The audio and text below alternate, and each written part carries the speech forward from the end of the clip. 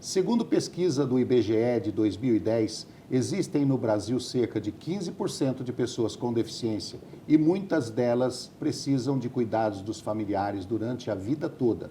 Na ausência dos pais, muitos irmãos assumem esse papel.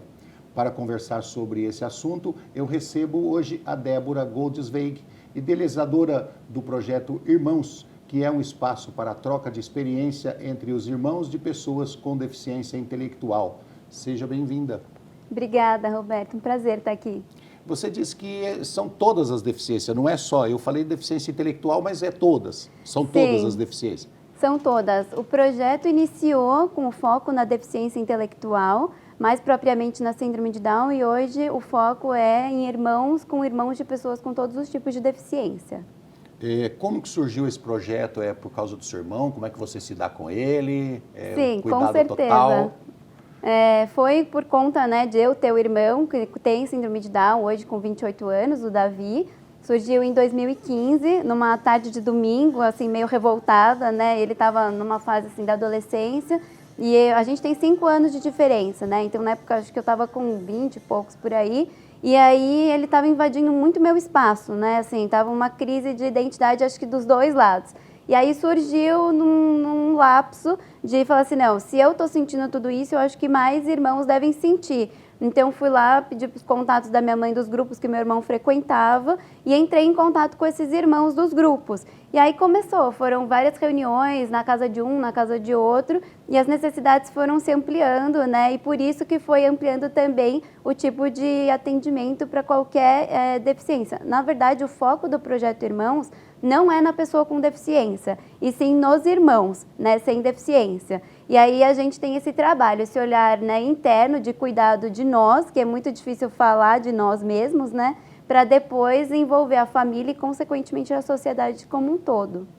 Quer dizer que o projeto Irmãos não é colocar o irmão com deficiência para fazer a discussão, são os irmãos que não têm deficiência, vão se reunir para saber quais são as dificuldades e geralmente os problemas são muito parecidos. Sim, exatamente. É aquela famosa frase do cuidar de quem cuida, só que é um pouquinho diferente no caso dos irmãos, que nem sempre são cuidadores, né?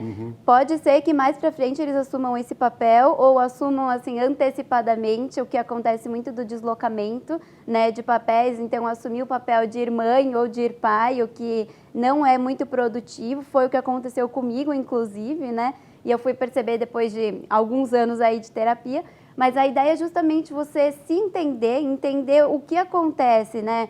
Por você ter como consequência um irmão com deficiência na sua família e como que você trabalha isso depois como um agente de transformação social. Porque nem sempre, eu brinco que você ter um irmão já é uma castração freudiana, né? Você já tem que tirar aquele papel de rei da casa, de rainha.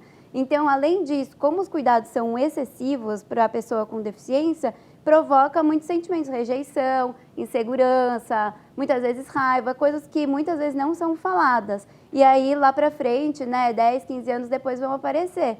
E o Projeto Irmãos visa justamente trabalhar essas sensações. Trabalhar o futuro. Trabalhar o futuro, o presente. Assim, é legal que no grupo a gente tem várias gerações. Então, hoje a faixa etária é bem variada, vai mais ou menos de 20, 25 anos até 60. Tem irmãos que já assumiram a curatela, né, já moram, não tem os pais vivos, e tem irmãos que não moram junto, mas também moram na casa de um do lado do outro. Então, é legal a gente ouvir as histórias, né, de quem é mais velho para não repetir algumas coisas hoje e vice-versa. E tem uma proposta de trabalhar com irmãos crianças também, que a gente ainda não conseguiu essa atuação forte, mas a gente tem feito algumas conversas, então é bem intergeracional a proposta. No caso, você falou que a questão da superproteção. Quando acontece dos pais terem uma superproteção em cima da pessoa com deficiência, que já é um erro, na minha opinião, já é discriminação velada, né? Quando você tem superproteção, você está dizendo para o seu filho que ele é vulnerável, que ele não pode andar na rua, que as pessoas vão fazer chacota, quer dizer, você está criando isso na cabeça dele, isso é uma discriminação. Sim. É uma discriminação e os pais precisam entender isso. Além dessa gravidade da discriminação velada, de superproteger, ele começa a colocar o irmão da pessoa com deficiência numa situação de segundo plano. Né? Exato. E isso causa um atrito, causa uma inveja, um ciúmes, alguma coisa assim. E isso é muito difícil de tirar no futuro. Sim, exatamente. Assim, o fato de você... É como se houvesse uma culpa implícita, né? É até uma teoria meio psicanalítica isso, assim.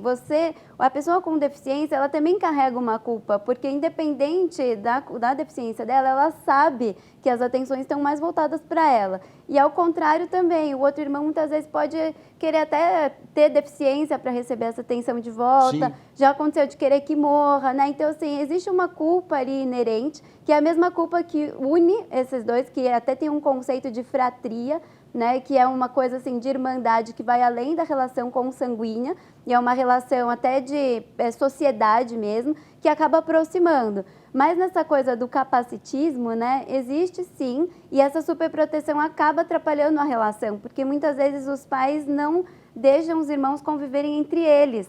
Né? Muitas vezes não delegam também, não pedem ajuda, o que é muito necessário, porque para você ter uma convivência, você precisa se sentir parte, que é a coisa da pertença, né? Do pertencimento. E você precisa conviver. Se você não se sente parte, automaticamente no futuro, como que você vai conviver com seu irmão? Como que o seu marido, sua esposa vão aceitar esse irmão na família, né? Se ele não fizer parte desde sempre. Dizem que os avós é que estragam os netos, né? Bajula demais, o pai quer ir para um lado, o avô permite, não pode comer doce, vai na casa da avó, a avó faz pudim, compra bala, compra chocolate, compra tudo. No caso dos irmãos, tirando esse lado aí do ciúmes, tirando essa parte da inveja, aquilo que você falou, tem irmãos que até querem ser deficientes para receber o mesmo tipo de carinho. Vamos colocar que corra tudo normal. Você acha que quando o irmão se dá muito bem, ele gosta do outro irmão deficiente, ele também pode ter uma função de vô, assim, de bajular demais, também fazer uma super proteção, com certeza. Carinho exagerado? Com certeza. Acontece isso também? Acontece muito, assim, isso está muito relacionado até a esse deslocamento de papel, né? Que não é consciente, comigo aconteceu, eu assumi o papel de irmã para não perder o meu espaço na casa e com isso eu fiquei assim, para mim não foi tanto bajular, foi uma coisa mais rígida de sempre exigir muito do meu irmão, né? E ver como ele se comporta diferente comigo, que também é diferente com vó e avô, né? Na frente de pai e mãe o filho não quer o mesmo. Né? Então confunde um pouco, mas assim, acontece de super proteger, sim, acontece da gente, né, dos irmãos a fazerem por que não é legal, então a gente está sempre, né, tomando esse cuidado. Você teve atrito com seu irmão quando você foi procurar a ajuda, né, e saber se outras pessoas tinham o mesmo problema, alguma coisa assim, era aquela a relação de existo ou não existo, né, alguma coisa assim. Hoje o relacionamento de vocês é bom? Sim, o nosso Ou você também faz super proteção, beija o tempo todo? Jamais. Assim, eu nunca fiz isso de super proteger, até porque a minha criação foi assim, né? Então eu tenho um pouco de repulsa a essa coisa de muito, né, super protecionismo, não gosto disso. Até às vezes eu deixo largado demais, eu acho, né?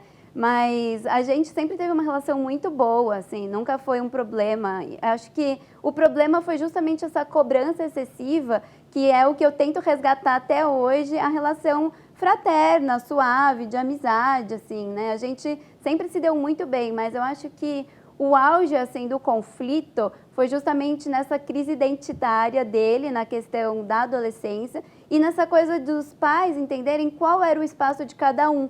Porque é muito comum, né, nas famílias que têm pessoas com deficiência, o espaço se tornar uma coisa única, né? Porque, mas você vai brigar com seu irmão, mas você vai fechar a porta do seu quarto. E ele usava, né, as minhas coisas no banheiro, entrava, e eu queria ter o meu espaço e não podia brigar com ele só porque ele tem síndrome de Down. A deficiência dele é grave, ele é dependente ou ele é independente? Não, ele é bem independente, assim. Hoje em dia ele não conseguiria morar sozinho, mas ele está num processo de mercado de trabalho, de profissionalização. Qual é a relação que os irmãos devem ter hoje em dia, principalmente com a morte dos pais? A relação do irmão muda com a morte dos pais? Não muda? Tem que ser a mesma postura anterior? Qual é a sua opinião sobre isso? Olha, Roberto, eu acho que a morte dos pais é uma coisa assim super valorizada, sabe? Super temida. E eu acho que se desde o começo existe essa coisa, né, do pertencimento, do diálogo, da convivência, como a gente estava falando, isso fica muito mais simples, né? Porque acaba sendo um mito. Nossa, quando eu faltar, quem vai cuidar do meu filho? Eu não quero passar essa responsabilidade para o irmão e tal. Mas, assim, hoje em dia a gente tem muitos recursos, né, de moradias independentes, residências inclusivas. E, assim, contra a cultura do brasileiro, né, que é uma cultura maternal, de superproteção, é possível e é muito legal estimular a independência e a autonomia da pessoa com deficiência, né? Então, eu sou muito a favor de ter essa independência em casa, né? A autonomia tem que começar em casa, ser estimulado a cozinhar, fazer a cama, né? Pequenas coisas que fazem grande diferença até no estímulo cognitivo, independente do tipo de deficiência, para que no futuro isso não seja algo tão monstruoso, né? E o legal do Projeto Irmãos é que a gente não atua só com os irmãos, a gente atua em rede. Né? Então, a gente envolve parceiros de qualquer área, porque é um olhar transversal a qualquer tipo de diversidade, né? Trazer todas essas questões do irmão para minorias, para convivência, mediação de conflitos, enfim. E aí a gente vai trabalhando todas essas questões com a sociedade. Então, um líder de empresa sabendo lidar, né, com essa coisa da resiliência, da empatia, todas as características, na hora que tiver que assumir o irmão ou quando os pais faltarem, eu acho que fica muito mais fácil, né, você trabalhar todas essas questões em rede desde o começo, ter a quem recorrer, outros irmãos para conversar sobre as suas dores, né, ter a família estendida também faz parte disso, né. O que é legal de falar, né, na família estendida, no meu caso, a gente teve um problema muito sério com a nutrição, porque a pessoa com síndrome de Down, ela tem uma tendência a engordar já, né, por uma questão biológica e tal.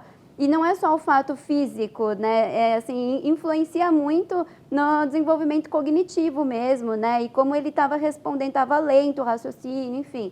E aí foi um super processo para envolver toda a minha família, para fazer esse tratamento de nutrição.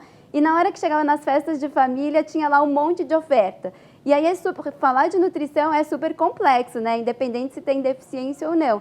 Então, trabalhar com todas as coisas de não fazer o tio não pôr o refrigerante no copo, trocar por água, também deixar para a pessoa com deficiência se expressar, deixar com que meu irmão pedisse as coisas e não ficasse todo mundo oferecendo para ele. Tudo isso tem que ser articulado, né? Ele aceita um não fácil? Não aceita fácil. Ótima pergunta. Tem que ser convincente. Às vezes você tem que, assim, pelas beiradas, mudar de assunto, fazer uma coisa que ele vai dar risada e aí depois você volta no assunto, não é nem a convencer. Porque convencer é martelar no mesmo assunto, né? Não, você tem que mudar um pouco a estratégia. E às vezes nem a linguagem verbal. Nossa, eu já passei por muito perrengue com ele, às vezes em eventos que a gente organizou, eventos, né, corporais, e aí tinha lá todo mundo para dançar, fazer a dinâmica, não sei o quê, e ele não entrava no lugar, ficava do lado de fora e eu não podia deixar ele para fora do espaço. E eu, meu Deus, eu tenho que dar o workshop aqui, o que eu vou fazer? Aí uma das donas do espaço, tinha um jardim, inventou de pegar um regador, vem aqui comigo, vamos regar as plantas, pronto. Aí ele começou a se integrar no ambiente, foi devagarzinho, então ele é bem resistente, sim. Quase todos são. Estamos conversando com Débora Goldsweig, idealizadora do projeto Irmãos. Nós vamos para um rápido intervalo e já voltamos.